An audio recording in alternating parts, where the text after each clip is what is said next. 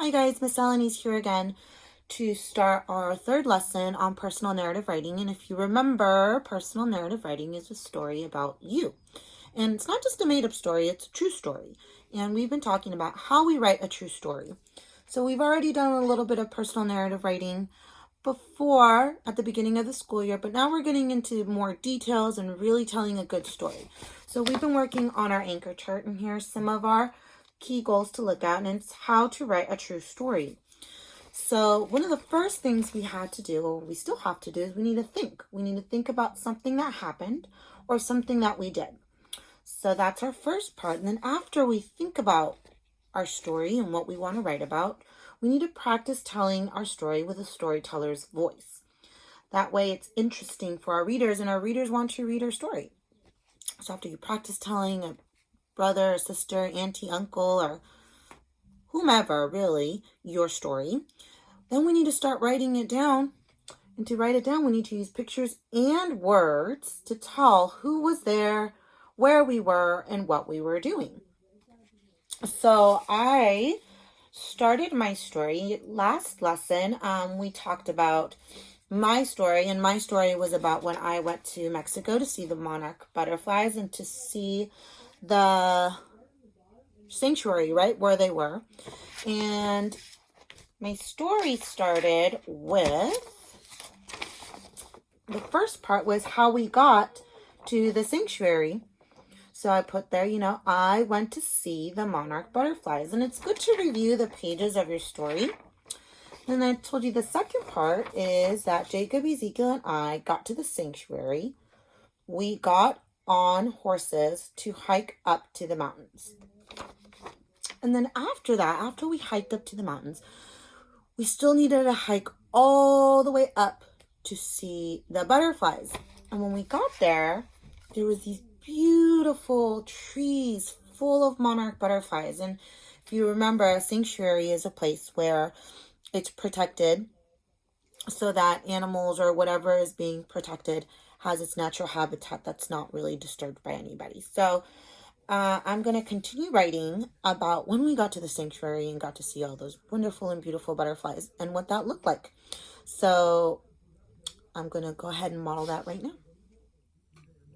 All right, guys. So here's my blank page to get started on the next part of my story, which is after we hiked up through the mountains, and I'll try to hold this as steady as I can.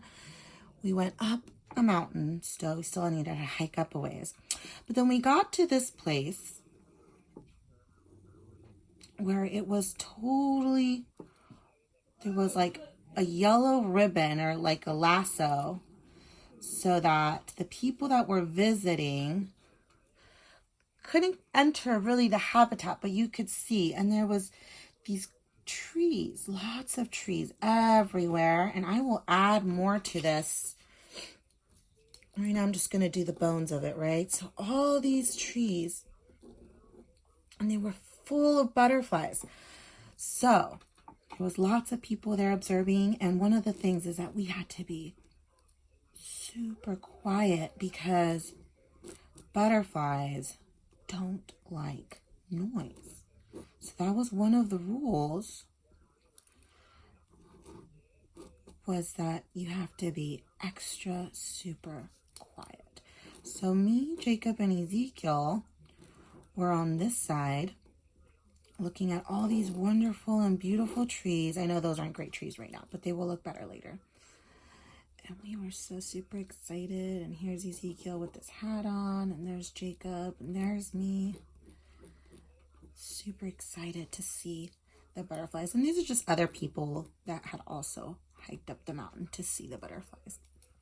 And there's also signs that, were saying that there was, draw a person with their mouth open trying to talk.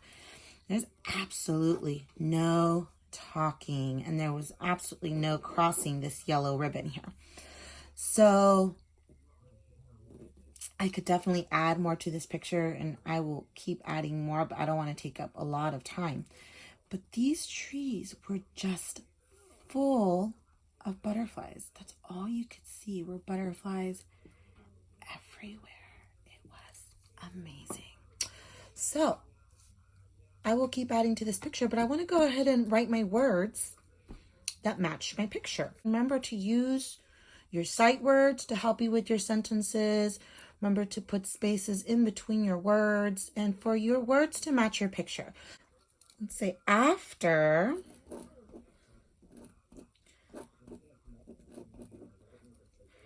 we got, those are two sight words, we got to the, two more sight words, to the sanctuary, because that's where we were, right? The sanctuary. We saw another sight word, a lot of butterflies. I'm just going to write it down. And remember that if you can sound out your words, or you can also ask mom and dad to tell you how to spell it, but sounding out is better. So I'm going to reread it. After we got to the sanctuary, we saw a lot of butterflies. And it's the end of my sentence, so I'm going to put a period there. And one of the rules was that we had to be super quiet.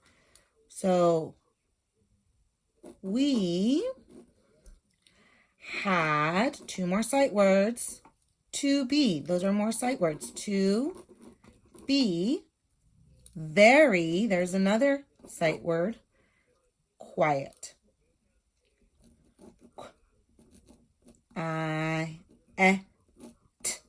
Quiet.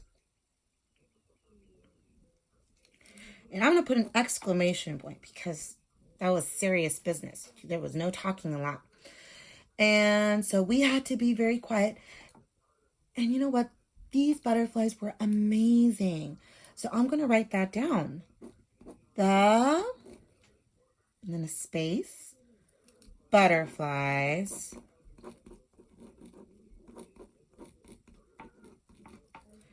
were,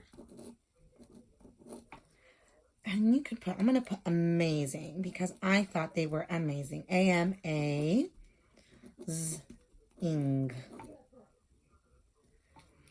So there's the third part of my story.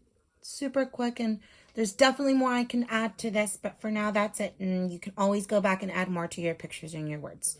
So there's my third part of my story. Make sure, boys and girls, that you are remembering to use pictures and words to tell who, where, and what happened in your story. So that's it for today. Tune back in for the next lesson.